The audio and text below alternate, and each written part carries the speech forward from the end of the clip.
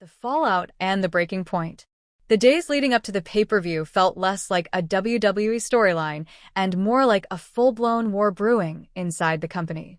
Behind the scenes, security presence doubled.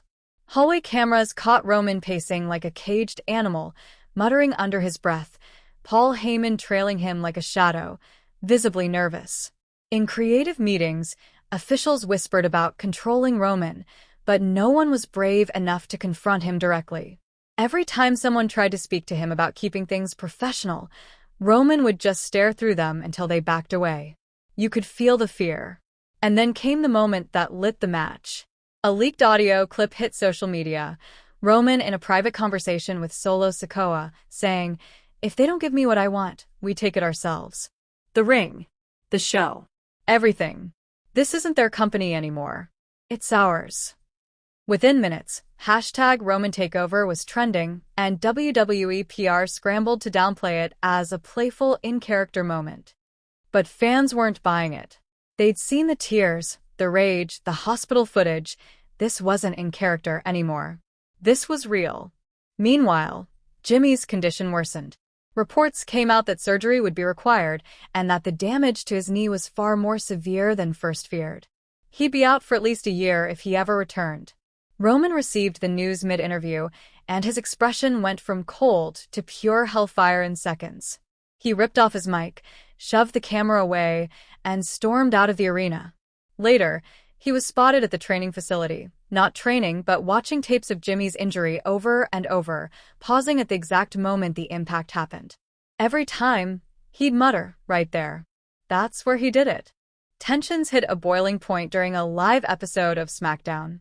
Roman interrupted an in-ring promo from Jimmy's opponent, the man many believed responsible. The crowd exploded into boos and chants of, "You're a coward." Roman didn't wait for the mic to be handed over. He snatched it, eyes locked on his target, and said in a low growl, "I could end you right now. But I want the world to see you beg." The crowd roared, the opponent smirked, but that smirk vanished when Roman dropped the mic, grabbed him by the throat, and slammed him into the corner so hard the ring shook. Security swarmed in seconds, but Roman broke free twice before finally being dragged away, screaming, "You're not walking out of the pay-per-view." It wasn't a promo. It was a promise. Part 3, the pay-per-view war. The night of the pay-per-view didn't feel like entertainment. It felt like an execution was scheduled. The camera opened backstage on Roman, Solo, and Heyman walking in slow, deliberate steps. No music. No smiles. Just pure menace. Roman's shirt red for blood, in bold red letters. The announcers' voices trembled as they explained this was a no-holds-barred match, but deep down, everyone knew rules didn't matter tonight. From the opening bell, Roman didn't wrestle, he hunted. Every chair shot echoed like a gunshot. Every punch was thrown with the weight of a year's worth of frustration. The opponent tried to fight back, but Roman wasn't selling anything. He no-sold clotheslines, shrugged off punches, and responded with vicious uppercuts that nearly knocked the man out cold. At one point, Roman dragged him outside the ring, slammed him into the barricade, then lifted the steel steps and smashed them down across his opponent's back. The commentary team went silent, partly for drama, partly because they didn't know how much of this was supposed to happen. Then came the moment that made fans genuinely uncomfortable. Roman pulled out a chair, unfolded it, and sat in the middle of the ring. His opponent lay writhing at his feet.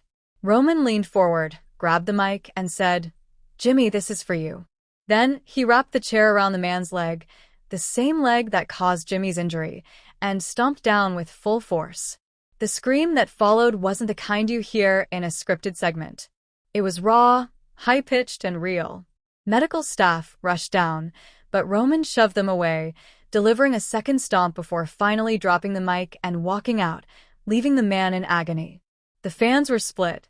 Some cheered in approval, others booed in disgust, and many just stood there in stunned silence. Social media lit up instantly. Roman has gone too far. He's a hero. Suspend him. Give him another belt. The debate was nuclear, and WWE corporate meetings reportedly went until 4 a.m. that night trying to figure out how to handle the fallout. Roman had turned the pay-per-view into something WWE couldn't control, and that terrified management. The morning after the pay-per-view, WWE's headquarters was in chaos. Board members, executives, and top producers were locked in emergency meetings. Words like legal liability, PR disaster, and possible suspension flew around like steel chairs in a hardcore match. According to insiders, Vince McMahon himself had been on the phone with Roman that morning, trying to calm him down, but Roman didn't apologize. In fact, he doubled down, telling Vince, "Suspend me and see how fast your ratings crash." That afternoon, WWE issued an official statement. Roman Reigns' actions at the pay-per-view were not sanctioned by WWE. An internal review is underway. But the statement did nothing to slow the storm. Clips of Roman's chair stomp went viral across sports media, with analysts on ESPN debating whether WWE had lost control of its locker room. Fans lined up outside arenas with signs reading "Free Roman," while others wore shirts that said "Suspend the Chief." The divide was unlike anything in years. Backstage at the next Smackdown, Roman arrived late, flanked by Solo Sikoa and a visibly shaken Paul Heyman. Cameras caught Triple H waiting for him at the loading dock.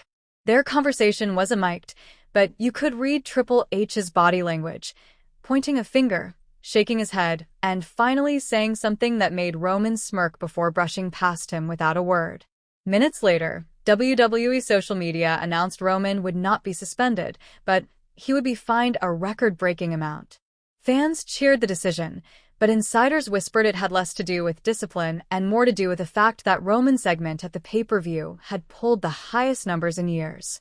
But if WWE thought Roman was going to calm down, they were dead wrong.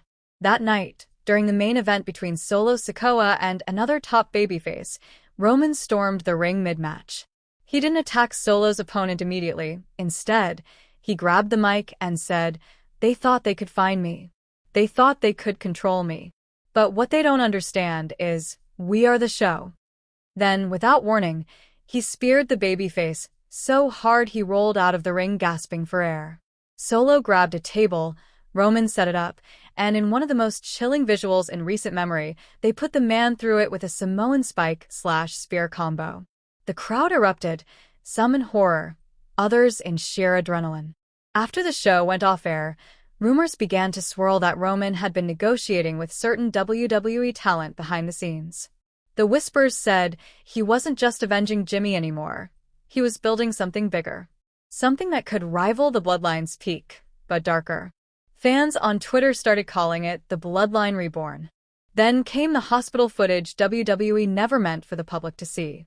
A leaked clip surfaced online of Jimmy, USO watching.